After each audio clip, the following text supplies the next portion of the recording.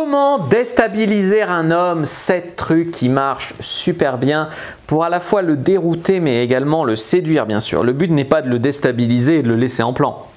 Le but c'est d'augmenter la tension sexuelle grâce à une certaine déstabilisation. Ça montre que vous êtes joueuse, ça fait partie du flirt, etc. Allez, je vous donne ces 7 trucs pour déstabiliser un homme en bien, si on peut dire, juste après l'intro. Mais avant de commencer, je vous offre un guide gratuit sur la séduction ainsi qu'une série de conseils gratuits eux aussi par email. Pour les recevoir, si vous êtes intéressé, c'est très simple. Cliquez sur le premier lien dans la description de la vidéo. Si vous êtes motivé, vous le trouverez. Abonnez-vous et activez la cloche parce que si vous ne le faites pas, YouTube ne vous préviendra pas à la sortie des prochaines vidéos et vous allez rater des pépites. Mettez un like pour me faire savoir que vous pensez que cette vidéo est utile et pour que j'en fasse d'autres comme ça ou sur ce thème-là. Si vous pensez que ce contenu est utile, partagez-le en public ou en privé, je comprendrai. Vous pouvez aussi me laisser un commentaire, je les lis tous et j'y répondrai avec grand plaisir. La première technique pour déstabiliser un homme, c'est la technique que j'appelle le push and pull. Dans la communauté de la séduction, on appelle ça le push and pull, littéralement pousser, tirer. Par exemple, c'est lui dire ah là là, t'es brun, c'est vrai que t'es un beau brun, mais toi et moi, ça pourra jamais le faire, je préfère les blonds. Tu vois, ça c'est du push and pull. Tu lui complimentes qu'il est mignon, qu'il est très canon, mais en même temps que finalement ton genre c'est plus les blonds. Ou alors, ah là là, c'est vrai, t'aimes la chanteuse Angèle. Toi et moi, ça va jamais le faire. C'est dommage parce que Benjamin Biolay, Gainsbourg, tout ça, ont partagé les mêmes goûts. Là, le mec, à la fois tu le flattes et à la fois tu lui montres pourquoi toi et lui, ça va pas le faire, tu vois. Et ça, c'est un truc avec parcimonie parce que si tu lui dis, si tu tombes sur un mec timide qui a peu confiance en lui et que tu lui dis toi et moi, ça va pas le faire, tant le mec, il est pas joueur. Tant le mec, il entend juste ça va pas le faire et du coup il se vexe, il se barre. Il faut que ça soit fait d'un ton joueur, d'un ton de flirt, tu vois.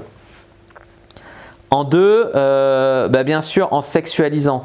Il y a beaucoup d'hommes qui sont surpris par les femmes qui sexualisent.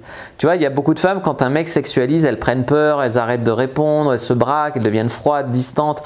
Alors que la sexualisation, bien sûr, pas un mec qui arrive en disant voilà des photos de ma bite ou salut est-ce que tu suces. Ça c'est un énorme connard. Mais un mec qui fait des petits sous-entendus ou des jeux de mots à double sens, ou voilà, qui sexualise mais bien la conversation, il veut mettre un jeu entre vous. Vous ne voulez pas une relation platonique, donc il faut bien qu'il y ait de la sexualisation. Mais du coup, les hommes, ils sont habitués que quand ils sexualisent, c'est un moment qu'ils redoutent parce que beaucoup de femmes se braquent à ce moment-là. Mais alors qu'au final, les femmes, elles aiment le sexe aussi, mais elles se braquent là-dessus parce qu'elles ont l'impression que ouais, c'est un pervers, il sexualise, ou voilà. Donc c'est un moment très redouté. Mais laissez-moi vous dire que si vous sexualisez, si vous initiez le contact physique, si vous faites une blague sexuelle, si vous, waouh, le mec il va être tellement dérouté mais en bien, tu vois. Et ça va être quelque chose qui peut aussi le déstabiliser, tu vois. Soit tu me plais, soit j'ai juste dit ça pour être poli, hein, comment savoir, te fais pas des idées. Tu vois, là tu le taquines, tu vois, ça c'est un truc comme ça. 4, l'autodérision. L'autodérision, c'est par exemple, je sais pas, tu vas lui dire j'adore ta chemise, il va dire ah ouais c'est vrai merci. Tu vas lui dire mais comment tu peux dire merci à un compliment comme ça, mon compliment était nul, non, tu trouves pas? Et là vous allez faire preuve d'autodérision. Tu vois, j'adore l'odeur de ton shampoing. Mon compliment était nul, tu vois, et là vous allez faire preuve un petit peu d'autodérision et là le mec il saura plus comment réagir, mais en bien, tu vois, en drôle. Laissez pas le malaise grandir, tu vois ce que je veux dire.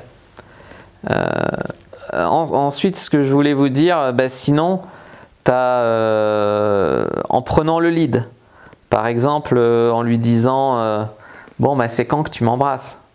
Tu vois, ça c'est déroutant, c'est excitant, on a envie, on aime les femmes qui font ça, mais c'est déroutant. Donc tu vois, soit vous prenez le lead en disant ça, soit vous l'embrassez vous-même, tu vois, soit vous lui tendez une perche pour qu'il le fasse, soit vous le faites vous-même, pourquoi pas. En 6, le mystère. Alors le mystère c'est quoi? Le mystère c'est de dire ok, je veux bien que tu montes chez moi, mais je ne sais pas s'il se passera quelque chose, hein, ça va dépendre de comment ça se passe. Tu vois, c'est pas ok viens chez moi on baise, c'est toujours un petit mystère. C'est ok je viens au rendez-vous mais je ne sais pas si on s'embrassera à la fin. Ok je viens au rendez-vous mais je te dirai pas la couleur de mes sous-vêtements. Et jouer le mystère comme ça, tu vois, c'est des choses qui vont le faire penser à ce que tu veux, mais sans le dire. C'est comme si moi je te dis, pense pas à un éléphant rose sur une balançoire. Tu vas penser à un éléphant rose sur une balançoire. Ben là, c'est pareil. Hein, je te dirai sûrement pas la couleur de mes sous-vêtements aujourd'hui. Voilà, un mystère. Tu peux venir chez moi, mais franchement, c'est pas sûr qu'il se passe quelque chose. Hein. Te fais pas des films. Mystère, tu vois. Jouer le mystère. Et en 7, une autre manière de le déstabiliser. Alors ça, c'est franchement si il vous prend pour acquise. Alors ça, c'est du coup une manière de le stabiliser, mais si ça va pas entre vous. Un mec qui par exemple te prend trop pour acquise, c'est peut-être la seule façon où il faut pas jouer la fille acquise, c'est quand le mec il te traite comme une merde, il abuse, je sais pas, il te donne un rendez-vous le samedi soir, il vient le dimanche matin, il te dit jamais s'il sera dispo, il a 3 heures de retard, il s'excuse pas, tu vois, ce genre de connard. Là il faut lui mettre des limites. Ok, là tu as 2 heures de retard, donc on va sûrement pas manger ensemble, moi j'ai déjà mangé, enfin bon tu peux rester maintenant. Tu vois, le mec, il y a des limites, tu vois. Non mais alors je t'explique, tu me dis que tu viens hier soir, là tu te pointes ce matin, on se verra une autre fois où tu seras totalement dispo et où tu tiendras parole. Salut. Tu montes tes standards. Ça c'est un truc fou. Et puis si le mec vraiment, tu t'enfermes dans une relation avec un mec qui te manque de respect, il faut refaire des rencontres. Il faut refaire. Si le mec tu sais même pas si il t'est fidèle, pourquoi toi tu vas lui donner tout, ta pureté, ton truc. C'est bien plus puissant à un homme de lui donner ta fidélité, ton exclusivité sexuelle, que de coucher avec lui. Les femmes se prennent la tête sur est-ce que je dois lui coucher, puis une fois qu'elles ont couché avec, elles donnent tout open bar. Non, c'est bien plus puissant de donner ou pas à un homme son exclusivité sexuelle que de coucher ou pas avec lui. Voilà. Voilà les amis, ce que je parle pour une relation de couple.